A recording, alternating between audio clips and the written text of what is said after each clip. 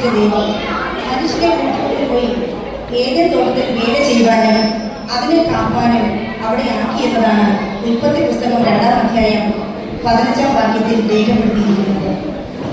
മനുഷ്യന് ദൈവം നൽകിയ അമൂല്യ സമ്മാനമാണ് പ്രകൃതി.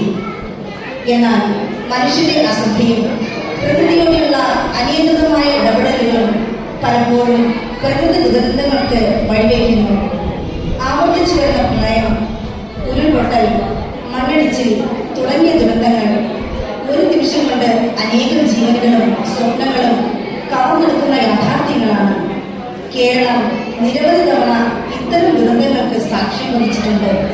പ്രത്യേകിച്ച് വയനാട്ടിലും ചുരുൾമലയിലും മേൽപ്പാടിയിലും അനുഭവിച്ച ഉരുൾപൊട്ടൽ പ്രകൃതിയുടെ മുന്നിൽ മനുഷ്യൻ എത്ര നിസ്സഹായനാണെന്ന് ലോകത്തെ ഓർമ്മിപ്പിച്ചു. ഈ വേദനാസജ്ജമായ അനുഭവങ്ങളെ ഓർമ്മിപ്പിക്കുകയും ദുരന്ത ബാധിതരുടെ വേദനയും പ്രതീക്ഷയും മനുഷ്യ സ്നേഹത്തിന്റെ സന്ദേശവും പങ്കുവയ്ക്കുകയും ചെയ്യുന്ന ദൃശ്യാവിഷ്കാരമാണ് ഇവിടെ അവതരിപ്പിക്കുന്നത്.